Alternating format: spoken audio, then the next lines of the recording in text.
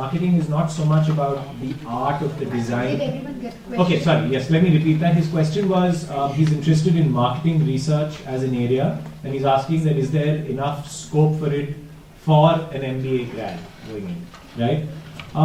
Every strategic or marketing decision the company is going to be taking is based on data, right? There are industry trackers, not just for ads, but for percentage of sales or percentage of voice and those kinds of things, and those are regular services which market research companies offer as services, whether it's television ratings, whether it's things like newspaper readership, right? All of that is market research, right?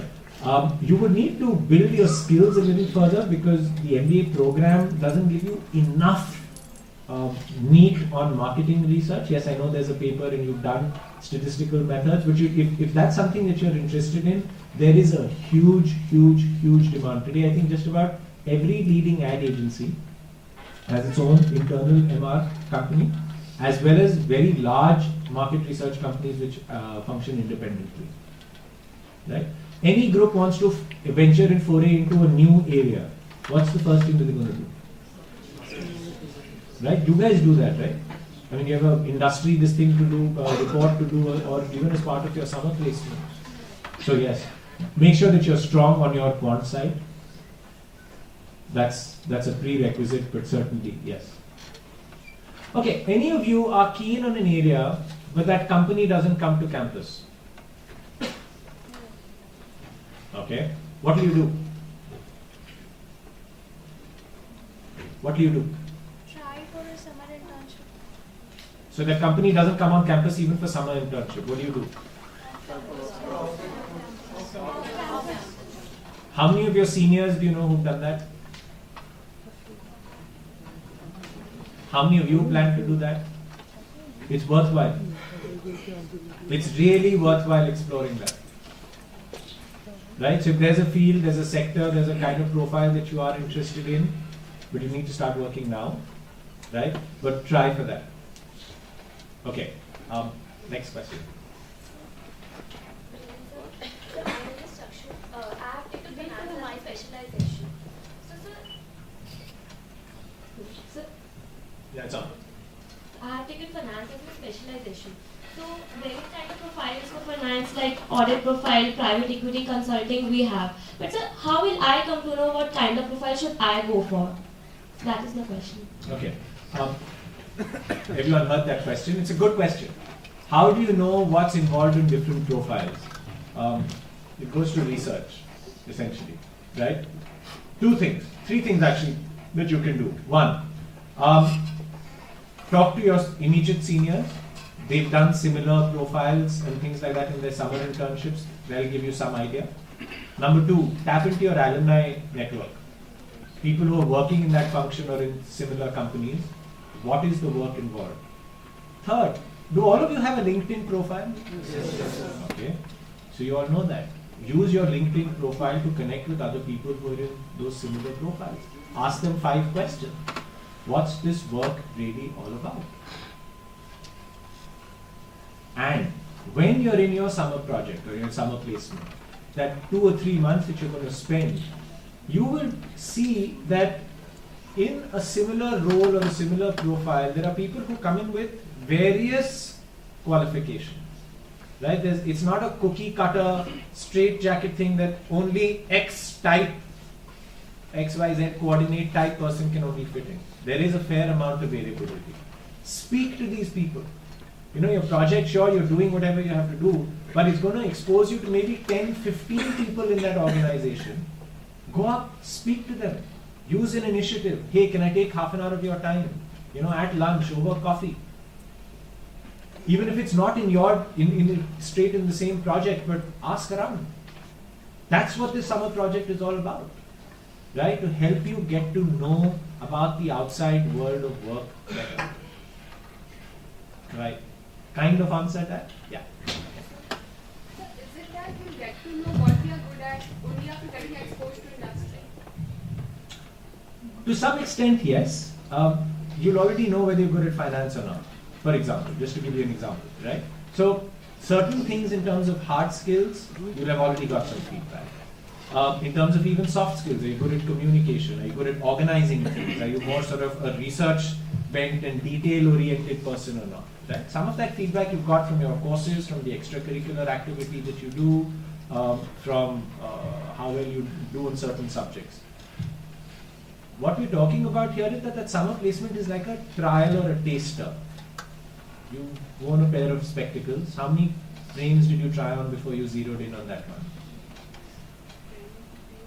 Correct.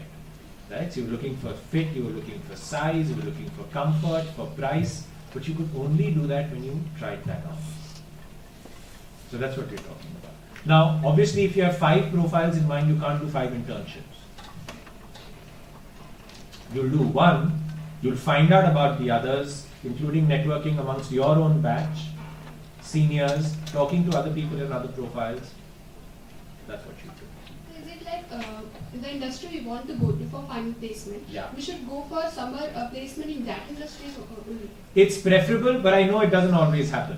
By default, your summer projects will be, even if you, suppose, let's just take to finance as an example, suppose you are interested in finance, but you typically summer placements, even if you go into a financial services company, will be more around marketing, market research, because that's something that can be bite-sized, it has a start and stop, and that's what they can get you to do.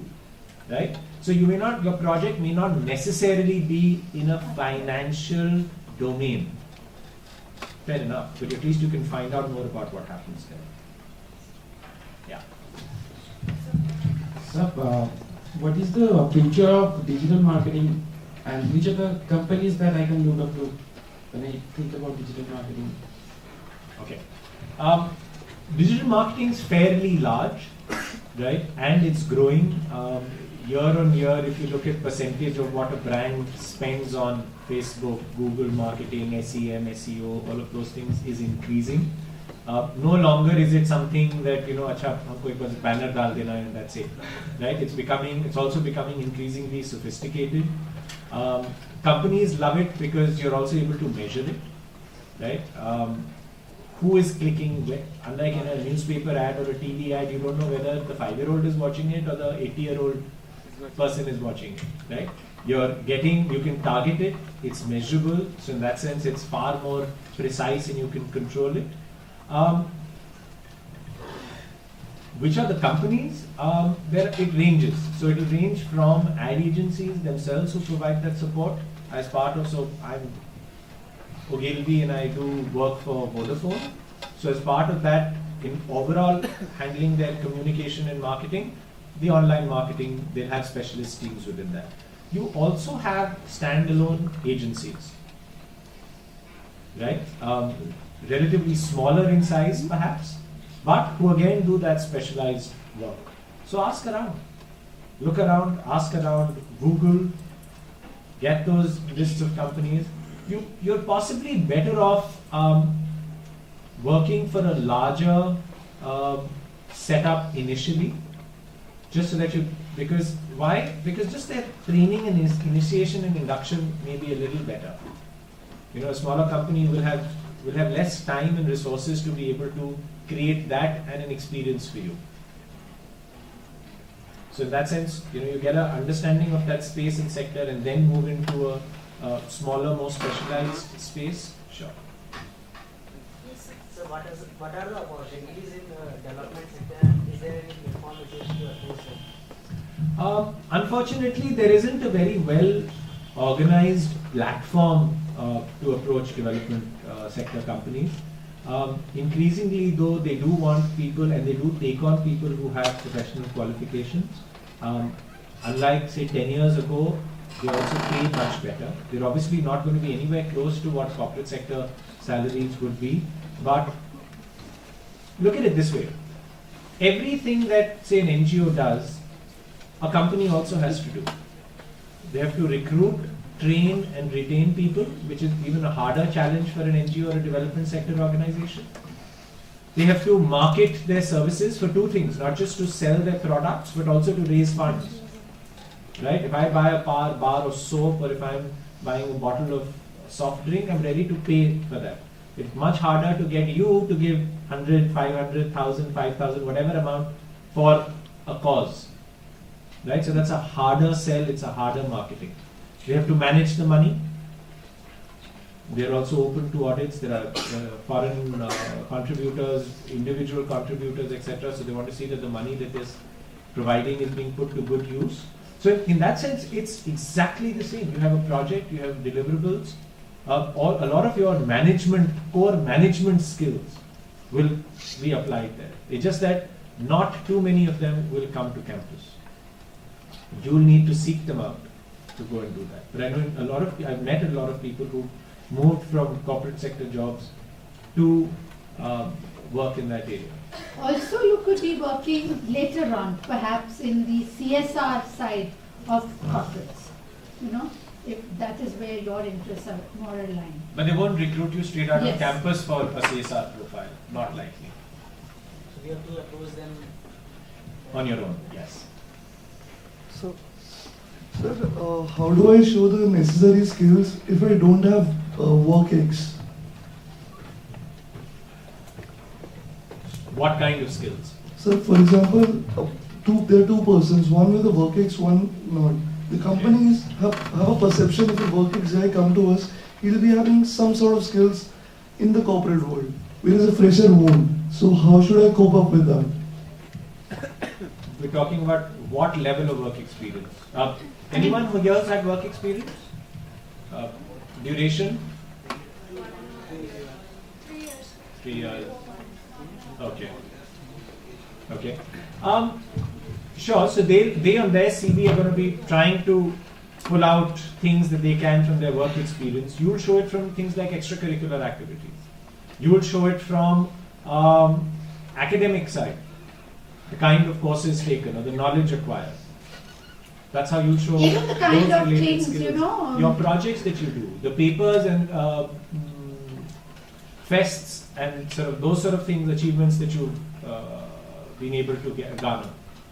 That's how you show those skills. Because if that was the case, then freshers applying for jobs would have a very tough time. But then there is a way. You know, everything you have to build and create a story. It could have been things you did in school. It could have been things you did, while working on some social work project or working with a little NGO or organizing a fest or neighborhood event, anything. But it must be a story. So prepare a story, cogent story, and people are suckers for stories. Do the people who have more than 2 years of work ex get lateral placements, or do they sit in the same placements and the profiles are typically the same? Same. At times when companies say that we want experience, only then Okay. it Okay. Sorry, follow the mic. So where are the mic?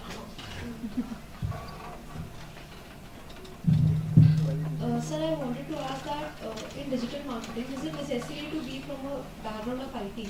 I mean, No. I am a commerce graduate, so because some amount of information of SEO and whatever I got through internet was mentioned, so that's what the question is, that I'm not from an engineering background. So will that be okay if I still look for a career in digital marketing? So computer science or an IT background is using a cannon to kill a fly. Okay? Those of you who come from IT backgrounds, what the amount of technology, internet technology that's used in digital marketing is minuscule. Yes, you need to make the effort to be aware of what those are, learn some of them, right? Be abreast of that technology there. Will you be the necessarily person who's creating that technology or coding in that technology? No. Yes, but you need to know what is a tag and what's an inbound link and what's an outbound link and what is SERP score and things like that. Sure, you need to be aware of all of that, but if you don't come from an IT background, not for 1 second you have to think that I'm a less suitable candidate for that area. My other son, he heads digital marketing at a very large entertainment company in the entertainment industry, and he comes from a eco background. He has no IT, but it's just an interest, and he sort of Self-taught. acquired. There's a whole lot of resources available for this, books, online tutorials, charter them. And so one more thing, apart from sales and market research, Yeah. what are the other job profiles which we as a fresher could look forward to explore more? I mean, rather than focusing on only one area to be very niche, what are the general profiles which we should initially do in marketing to explore our interest in? What do you mean within marketing? Yeah. See, that's entirely dependent on companies that do come, but usually when they really take on somebody in sales and marketing profile, they'll possibly put them through at least a year, if not 2 years, of the sales round. Why? Because one, thoda ek ragda hota hai. It's their way of getting you to get rid of your heirs, right? So if you're in a FMCG kind of thing, you literally go with that distribution truck, map out a route, try and convince a shopkeeper to stock your products at the cost of the other of your competitors' product. So that's a very good grounding, right? And then they move into things like branding. A lot of them move into areas such as advertising. Some go into areas of PR, strategy. So there's a whole lot of areas within that you go. But once you have that foundation there, and which is why companies, and this should be a huge factor when you're at least in your final placements, look for companies which have good, solid induction training programs. HLL, for example, one of those companies which is considered has very, very good training programs. People from them have gone into areas like banking and financial services later. But that